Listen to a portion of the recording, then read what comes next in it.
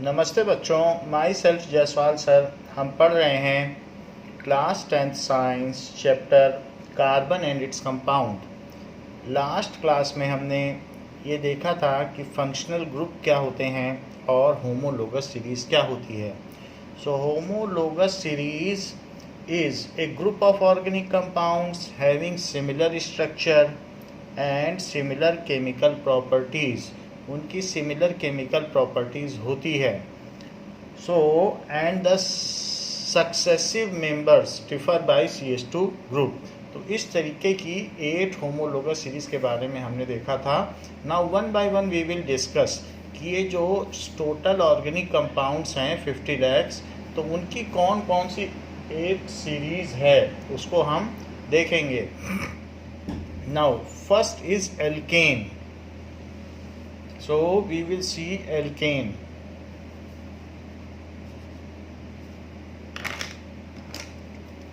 Now alkane का formula होता है CnH2n+2। So it is general formula.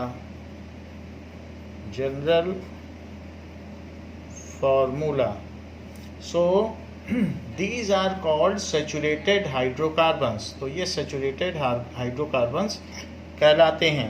सो इनकी होमोलोगस सीरीज हम देखेंगे। सो सबसे पहला इसका जो फर्स्ट मेंबर है वो कौन सा होगा? That is now we will see the first member of the alkane. यहाँ पर एल्क प्लस एन यानी सिंगल बॉन्ड और एल्क, एल्क यानी मेथ एथ प्रॉप, तो उसके नाम से एल्केन रखा गया। तो मेथ एन इसका पहला मेंबर है। मेथ एन, मेथ का मतलब 1 कार्बन एटम, तो C को 1 रख दो। C और यहाँ पर जब N की वैल्यू 1 रखी जाएगी तो यहाँ 2 1 जा 2 + 2, तो CH4 हो जाएगा। तो ये इसका मॉलिक्यूलर फार्मूला है। अब इसका स्ट्रक्चरल फार्मूला बनाइए। तो CH4, तो ये हो गया स्ट्रक्चरल फार्मूला।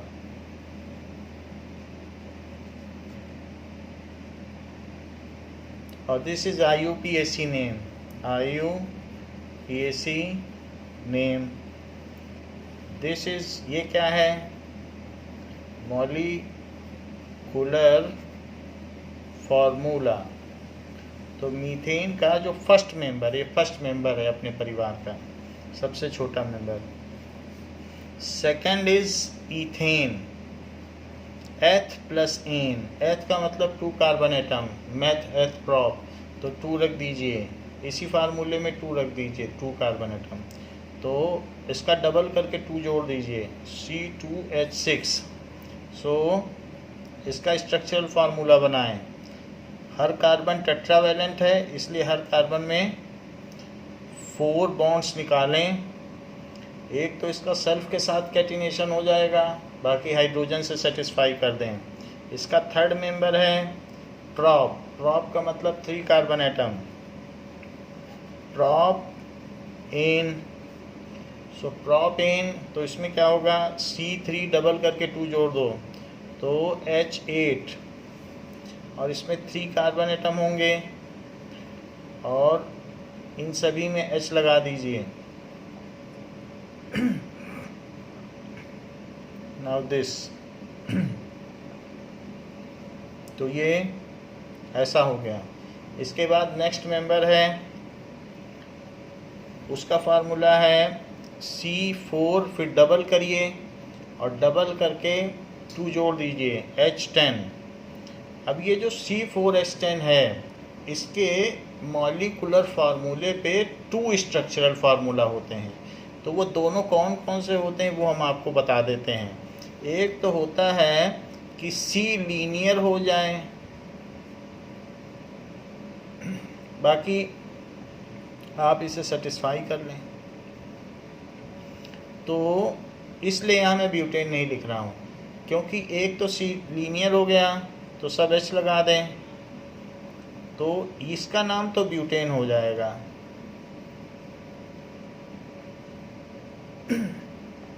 तो ये लीनियर कंपाउंड है या चेन कंपाउंड हो गया।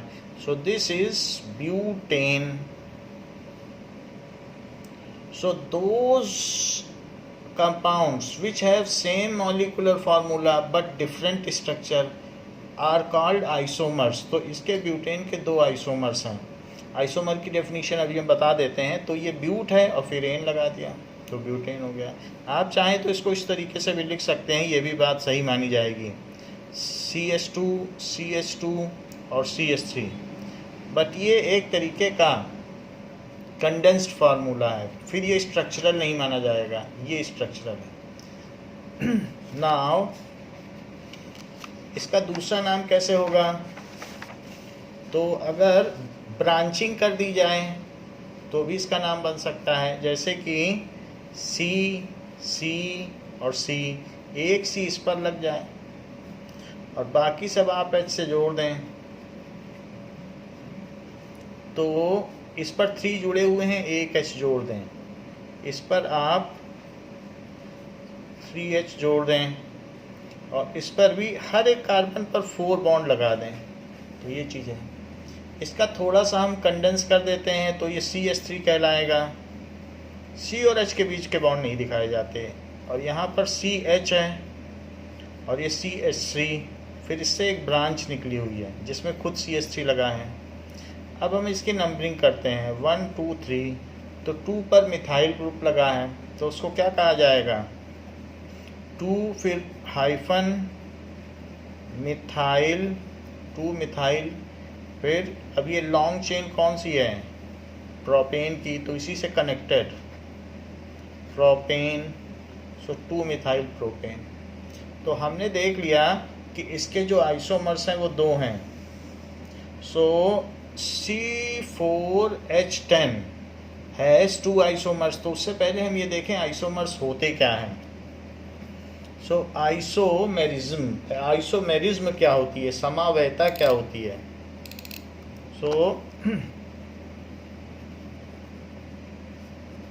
और आइसोमर्स क्या होते हैं? The property of compounds, various compounds having different structure but same molecular formula. The property of, अगर ये एलिमेंट में पाई जाएगी तो एलोट्रोप कहा जाएगा. जैसे कार्बन एलिमेंट है, उसके भी अलग अलग स्ट्रक्चर्स होते हैं, तब वहाँ एलोट्रोपी है.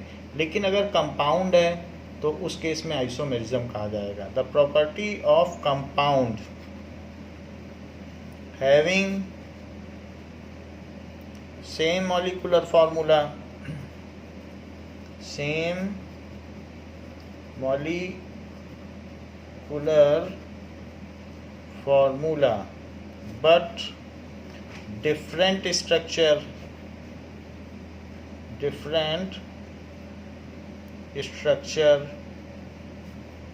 ऐसा हो तो उस प्रॉपर्टी को is called isomerism.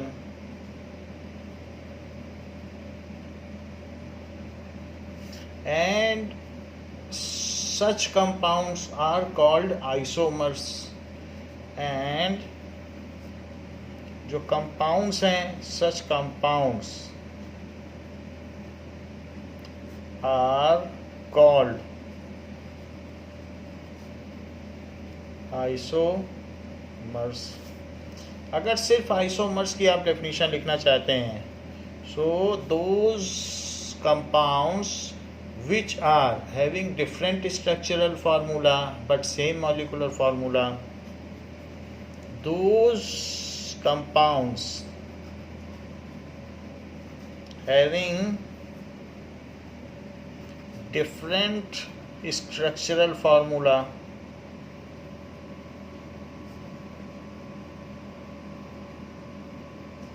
but same molecular formula are called isomers. Isomers. And this property is called isomerism. उल्टा करके लिख दिया है. And this property is called isomerism. For example C4H10 has 2 isomers, butane and B capital होगा। So इसके 2 isomers हैं, butane, एक तो ब्यूटेन है, एंड 2 मिथाइल प्रोपेन, दूसरा है एंड 2 मिथाइल प्रोपेन। तो प्रोपेन भी कनेक्टेड लिखा जाएगा, अलग नहीं लिखा जाएगा। इन सब बातों का ध्यान रखना है क्योंकि नेमिंग के रूल हैं। 2 मिथाइल प्रोपेन, ये चीज़, इसके बीच हाइफन लग गया, पहला लेटर कैपिटल हो गया। तो ये आइसोमर्स हो गए, यानी C4H10 के अगर कोई पूछे आपसे आइसोमर्स लिखिए तो there are 2 isomers, that is CH3, CH2, CH2 और CH3। नेक्स्ट इज आइसोमर कौन सा हुआ, CH3, CH, CH3 और CH3। तो ये ब्यूटेन हो गया और ये हो गया 2 methyl pentane, 2 methyl propane. Prop है क्योंकि जो मुख्य ग्रुप है वो कौन सा है, प्रॉप, मेन चेन, प्रोपेन। सो ये दोनों आइसोमर्स हो गए। सो इनका मॉलिक्यूलर फार्मूला ये हो गया और इनका स्ट्रक्चर ये हो गया। This is condense structural formula. इसको क्या कहोगे, कंडेंस्ड। ये भी स्ट्रक्चरल फार्मूला ही है बट ये कंडेंस्ड फॉर्म है।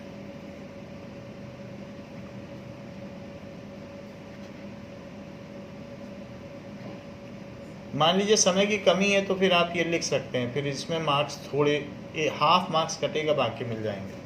अब देखो, तो हमने आपको बताया मीथेन, इथेन, प्रोपेन। प्रोपेन तक कोई आइसोमर नहीं होता, ब्यूटेन के 2 आइसोमर मिल गए, ब्यूटेन नहीं C4H10 के, तो C4H10 के 2 आइसोमर मिल गए। अब फिफ्थ इसका मेंबर, जो फिफ्थ मेंबर है वो कौन सा है, C5। तो C5H डबल करके 2 जोड़ दो। अब आप देखते हैं इसके कितने आइसोमर्स होंगे, एक तो पेंटेन ही हो जाएगा। तो पेंटेन है, आप उसे खोल के लिख दीजिएगा, मैं तो सिंपली लिख रहा हूँ। आप चाहें तो सारे अलग अलग बॉन्ड माचिस की तीलियाँ जैसे होती हैं, अलग अलग सारे बॉन्ड दिखा दीजिएगा। तो जो टर्मिनल है उसमें 3 होंगे क्योंकि वन बॉन्ड है, बाकी 3 बॉन्ड, बीच में 2 बॉन्ड लगे हुए हैं तो 2 और हाइड्रोजन। तो ये इसको कहेंगे पेंटेन। ये एक स्ट्रक्चरल फार्मूला हुआ, कंडेंस स्ट्रक्चरल फार्मूला। ऐसा भी हो सकता है कि C और C, यहाँ पर एक C लग जाए, CH3, CH2 और CH। तो अब अगर इसकी नंबरिंग की जाए तो नंबरिंग करेंगे तो क्या होगा, 1 2 3 4। तो 2 पर मिथाइल है, सो 2 मिथाइल, और बाकी क्या है, 2 methyl, this is butane, 2 methyl butane. तो 2 पर आप नंबरिंग वहाँ से करिए जहाँ से लोकेंट पास पड़ता हो, और फिर उस सब्स्टिट्यूएंट का नाम लिखिए। मिथाइल सब्स्टिट्यूएंट है जो प्रीफिक्स के तौर पर आता है। फिर ब्यूट, क्योंकि 4 हो गए तो ब्यूट आया, रूट, वर्ड रूट, फिर एन आ गया, प्राइमरी सफिक्स, ये आ गया सेकेंडरी प्रीफिक्स। तो जो रूल है IUPAC का उसके हिसाब से लिख रहे हैं। तो ए भी आइसोमर हो गया, number 1 isomer pentane, number 2 isomer ये हो गया। और देखें क्या और भी कुछ हो सकते हैं। सो नेक्स्ट चलते हैं। नाउ अगर ऐसा हो कि यहाँ CH3 हो, यहाँ CH3 हो, यहाँ CH3 हो, यहाँ CH3 हो, तो भी ये भी वही है, दैट इज C5H12। तो फार्मूला तो वही है, मॉलिक्यूलर फार्मूला, बट स्ट्रक्चर बदल गया। तो ऐसे केस में नंबरिंग करिए, एक मेन चेन लीजिए, बड़ी माला, उसमें 2 गुच्छे लगे हुए हैं, तो 2 पर ही दोनों लगे हैं, तो दोनों का कमरा नंबर लिखो 2 2। चूँकि दोनों सेम ग्रुप हैं, सब्स्टिट्यूएंट ग्रुप, प्रतिस्थापक समूह, तो 2 2 डाई मिथाइल, 2 2 दोनों 2 पर ही हैं, तो 2 2 लिखिए, फिर डाई लिखिए, फिर मिथाइल और फिर प्रोपेन। तो ये इसका थर्ड आइसोमर है। सो C5H10, अगर कोई पूछे इसका नाम बताओ तो कभी नाम ना बताना है, क्योंकि इसके 3 आइसोमर्स हैं, सबके अलग अलग नाम हैं। तो ये मॉलिकुलर फार्मूला है। C5H10, C5H12 को सिंपली ये ना बोल देना पेंटेन है, क्योंकि उसके 3 नाम हैं। तो C5H12 हैज़ 3 आइसोमर्स, 3 आइसोमर्स हैं। कौन कौन से? पेंटेन, पहला तो पेंटेन है, पहला लेटर बड़ा लिखो, दिस इज पेंटेन। फिर 2 मिथाइल ब्यूटेन,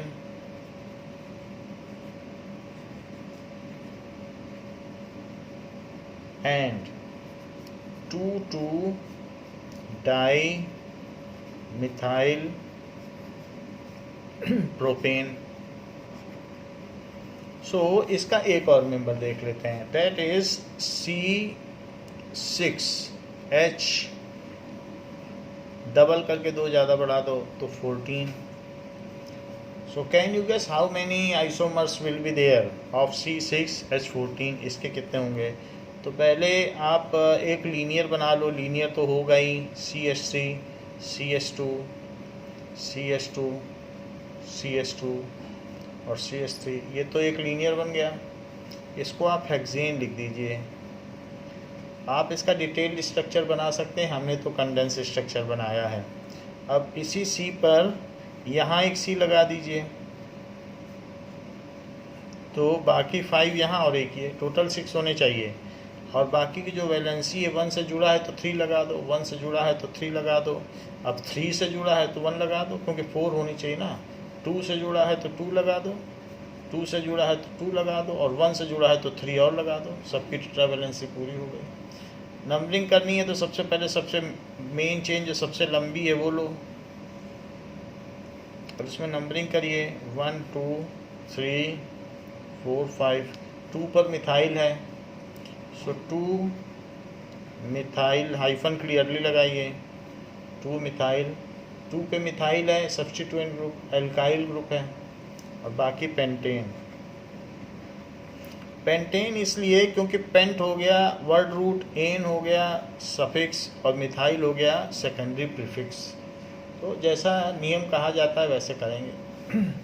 फिर देखो, एक ये भी संभावना है कि यहाँ पर C हो, यहाँ पर C हो, और बाकी ये ऐसे हो, ऐसा भी हो सकता है। तो इसका first isomer hexane, second isomer 2 methyl pentane. अब थर्ड आइसोमर देखिए, इन सभी की वैलेंसी आप पूरी कर लें। ये तो चारों तरफ जुड़ा है, तो इसको एक भी हाइड्रोजन ना दें, क्योंकि 4 से ज़्यादा तो हो नहीं सकती, तो पेंटावेलेंट तो बनाना नहीं है। बाकी इन्होंने ये एक एक से जुड़े हैं। इसका ये आप चेन ले लें, और यहाँ से ही दोनों के घर पास पड़ेंगे दोस्तों के, तो यहीं से नंबरिंग करें 1 2 3 4। तो 2 पर मिथाइल है और 2 पर दूसरा मिथाइल भी है, तो 2, 2 नंबर और नंबर के बीच कॉमा लगाइएगा। और चूंकि दोनों सेम हैं तो डाई मिथाइल, 2 2 डाई मिथाइल, क्योंकि 2 हैं। और फिर ये ब्यूटेन, ये चीज़ हो गई। तो इस तरीके से हमने देख लिया कि ये थर्ड आइसोमर हो गया। फोर्थ आइसोमर देखें तो ऐसा भी हो सकता है कि मान लीजिए ये चीज़ हो, और यहाँ पर C हो और यहाँ पर C हो, इस तरीके से भी हो सकता है। तो ऐसे केस में क्या करेंगे, CH3 CH, क्योंकि 3 से जुड़ा है। अगर सेम नाम आ जाए, आपका अगर कोई 2 नाम सेम आ जाए तो जान जाइएगा उसका स्ट्रक्चर भी सेम है, क्योंकि कई बार आप जैसे यहाँ ऐड कर रहे हैं ये चीज़, फिर यहाँ ऐड कर दीजिए, तो फिर आप उधर से नंबरिंग करोगे, यही मिथाइल यहाँ जोड़ लो, तो इधर से नंबरिंग करोगे तो यही नाम आएगा। तो इसलिए सेम नाम आने पर उस दूसरे वाले को कट कर देना, क्योंकि वो वही चीज़ है। ये तो हवा में घूमता रहेगा पानी में, तो आपको दिखने से लगेगा कि ये जो चीज़ है, तो वो बहुत तरीके से दिखाई जा सकती है। इसी चीज़ को आप सेकंड वाले को कैसे दिखा सकते हो, सी सी सी सी सी, और यहाँ लगाओ तो ये यही चीज़ है। तो इसलिए कई तरीके से दिखाया जा सकता है। अब कुछ लोग इसी को ऐसे दिखा सकते हैं, सी सी सी सी। ये तो फूल की माला है, तो फूल की माला अब मुड़ गई, गुच्छा है, तो सांप जैसे ऐसे घूमता हुआ सांप है, तो ये है। अब इधर पे कोई मोड़ दे तो वो सब एक ही चीज़ है, इन सब में भेद नहीं है। आप ये ना सोचिए अलग अलग हैं, ये सब एक ही चीज़ तो हैं। तो आपको नाम से पता चल जाएगा। तो उसमें जब आप एक लंबी चेन इसमें पकड़ोगे 5 की, तो यहाँ पर भी एक लंबी चेन पकड़ोगे। चेन मुड़ी भी हो सकती है बट लंबी होगी। तो चेन जब आपकी ऐसी हो जाएगी फिर नंबरिंग कर देना। तो 2 पे आपका मिथाइल पकड़ा जाएगा, यहाँ पर भी। तो ये यही है। अब हम बात करते हैं अपने 4th आइसोमर के। तो ये CH3 और ये CH3। तो ऐसे केस में हम इसकी नंबरिंग दोनों तरफ से करें तो वही नंबर आएगा 1 2 3 4। सो 2 पर मिथाइल और 3 पर मिथाइल, 2,3 डाई मिथाइल। 2 पे भी मिथाइल और 3 पे भी मिथाइल, लेकिन 2 मिथाइल है ना, तो डाई मिथाइल। अगर 2 सेम ग्रुप हैं, चाहे अलग अलग हों चाहे सेम में हों, उससे मतलब नहीं है तो सेम ग्रुप, सब्स्टिट्यूएंट ग्रुप, चाहे जहाँ जहाँ रहें, तो डाई मिथाइल है, 2 मिथाइल है। अब ये मेन चेन है, तो इसलिए ब्यूटेन, तो ये हो गया। सो इस तरीके से हमने देखे कि जो हेक्सेन है उसके आइसोमर्स क्या क्या हो सकते हैं।